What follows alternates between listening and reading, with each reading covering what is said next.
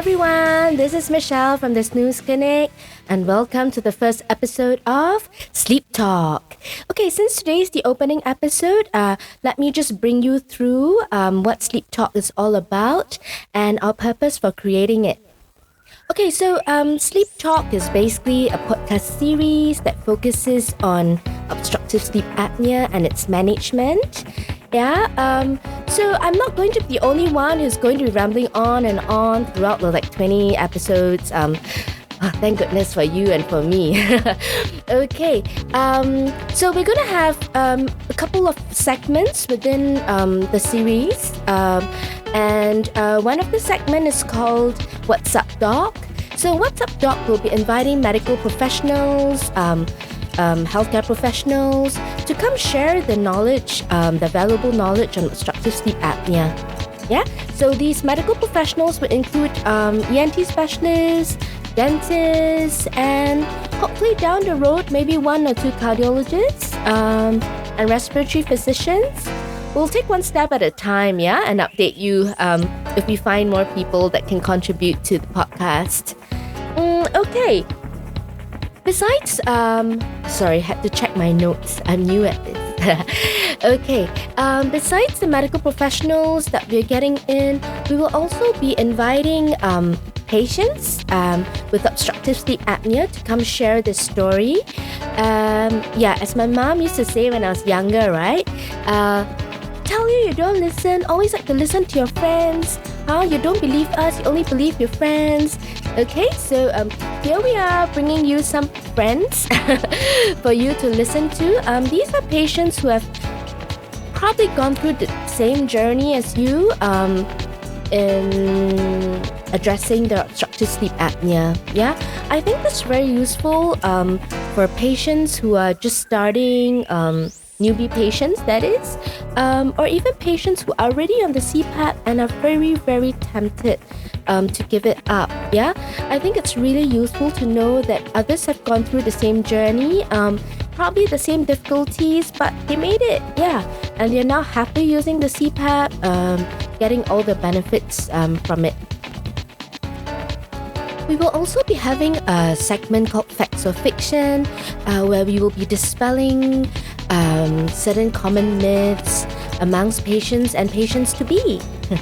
Okay, last but not least, I will be taking on some of the episodes myself to share the tips and tricks of CPAP therapy. I'll also be sharing some of my encounters with patients, some of which are funny, pleasant, or even horrendous. But it's just to highlight the do's and don'ts of CPAP therapy. Finally done with my super long intro of what Sleep Talk's all about. I hope you're not asleep yet. In today's episode, I will be sharing with you how you can have a good gauge of your risk level for obstructive sleep apnea. To do this, we use the Stop Bang questionnaire as a screening tool. So the Stop Bang questionnaire is one of the most accepted screening tools for obstructive sleep apnea and was created by a Dr. Francis Chung, a professor in the Department of Anesthesia of the University of Toronto, Canada. The Stop Bang questionnaire was created primarily for patients undergoing preoperative evaluation, but has since made its way to clinics of various disciplines as a screening tool for OSA, or obstructive sleep apnea. So in our clinic, walk-in patients, who were not referred by any specialists or any other doctors, would usually have to complete the Stop Bang questionnaire before we decide whether they should be going for a sleep test. So those of you who are listening in, if you suspect that you may have obstructive sleep apnea, or if you think that your spouse or any of your loved ones may have obstructive sleep apnea, get them to complete the Stop Bang questionnaire before deciding on your next step. So why Stop Bang, right? Such a weird combination of two words. Okay, Stop Bang is actually an acronym for 8 risk factors, namely snoring, so S for snoring, T for tiredness, O for observed choking or gasping. P is for pressure, as in blood pressure. B is for BMI, or your body mass index. A for age, okay? N is for neck circumference, and last but not least, G for gender. Okay, I'll be going through the exact questions which are asked in the Stop Bank questionnaire, okay? So maybe take a piece of paper, and as I ask the questions, just write down yes or no, okay? So that you can collate or tabulate your results later, okay? Alright, the first question. Do you snore loudly? Okay, so by this, right, we mean do you snore louder than a regular conversation? Or do you snore loud enough to be heard behind closed doors? Okay, so you wouldn't know, right, yourself. So I think it's best that if no one has ever told you, go ask your family members or whoever lives with you, right? Because I've got patients who answered no to it, but, well, I mean, you can't hear yourself snore most of the time. But I do have patients who get woken up by their snores, yeah? But most of the time, you will not be able to tell how loud you're snoring. In fact, a lot of patients don't even know they snore. Okay, so yeah, just check with the people around you in order to get a more accurate answer, okay? Alright, the second question. Do you feel tired, sleepy or fatigued during the daytime? Okay, so I think by this question, we're not looking at whether, you feel sleepy or tired when you first wake up.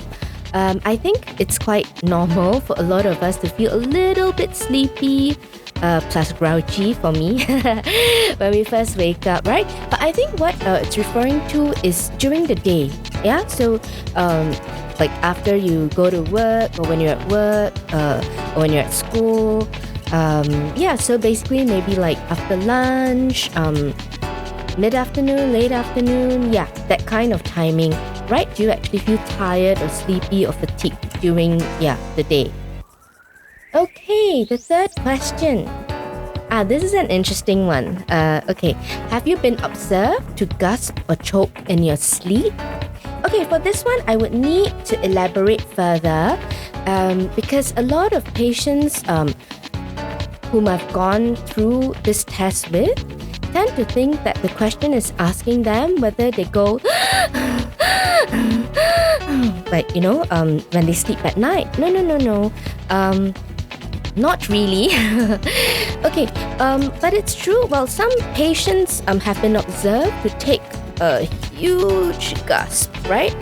After like a pause, right? After they stop breathing for a while. So it's like, right? And then suddenly pause, no sound, and then suddenly they go, yeah, to catch their breath. Yeah, so, yep, that is considered a yes, okay? But when you talk about observed choking, right? What we're talking about is, okay, let me illustrate it, right? By demonstrating how it would sound like, or what we're looking out for, okay? So I'm gonna give you a demo of the snores from the start, and then the stop in snoring, stop in breathing, and then the choking. All right, so here it goes.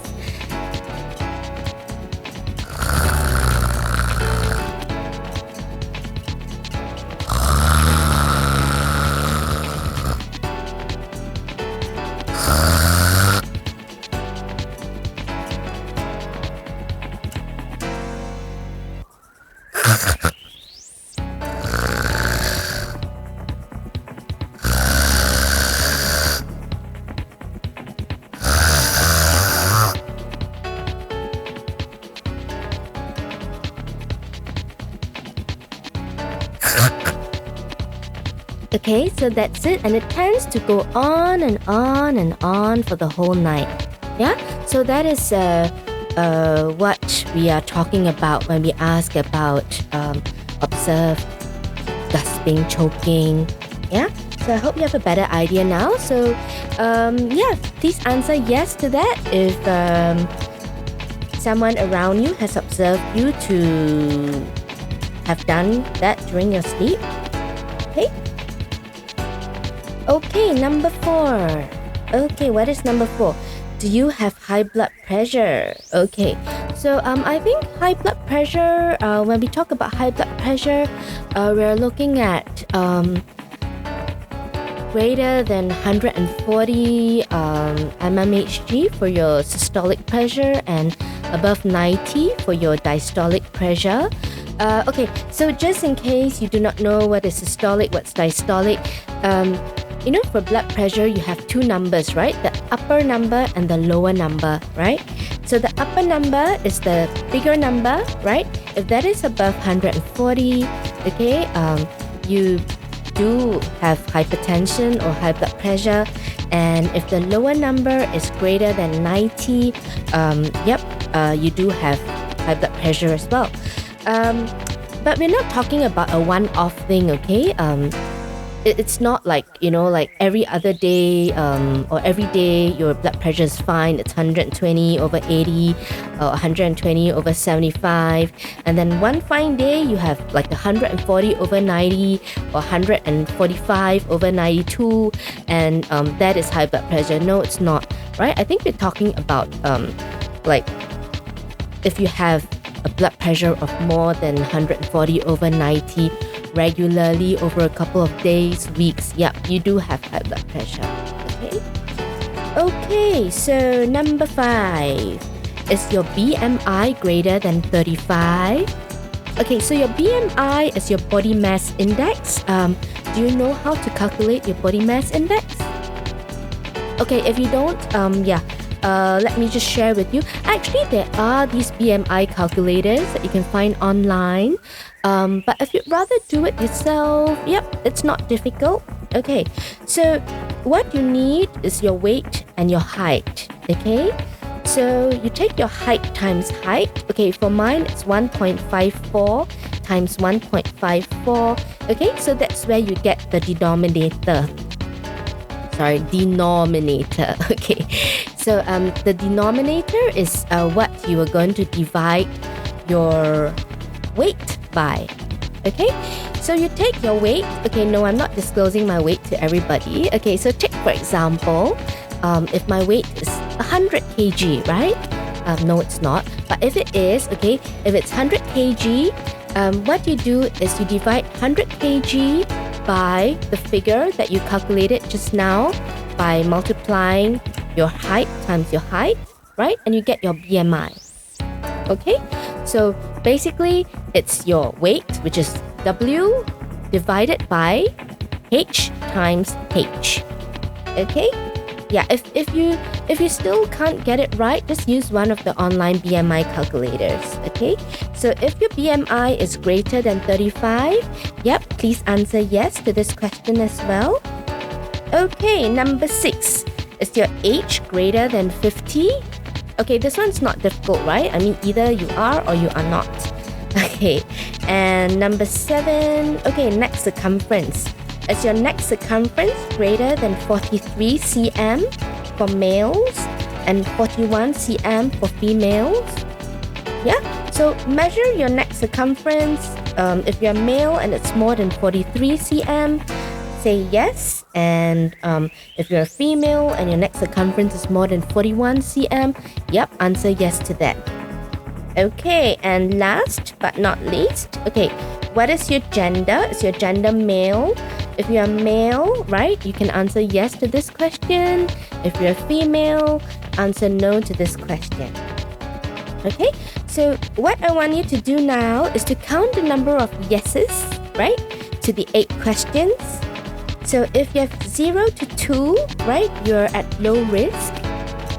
If you're between 3 to 4, right, 3 or 4, you're at moderate risk or intermediate risk. Okay, and if you have a score of 5 to 8, right, 5 to 8 yeses, you're at high risk for obstructive sleep apnea. Right, so those of you who score between 3 to 8, which means moderate risk to high risk, please get yourself checked, make an appointment with the ENT, and get your sleep test done. Okay, so this concludes our first episode of Sleep Talk. I hope you've benefited from what I've shared earlier. Well, stay tuned for episode 2. This is Michelle from the Snooze Clinic. Bye!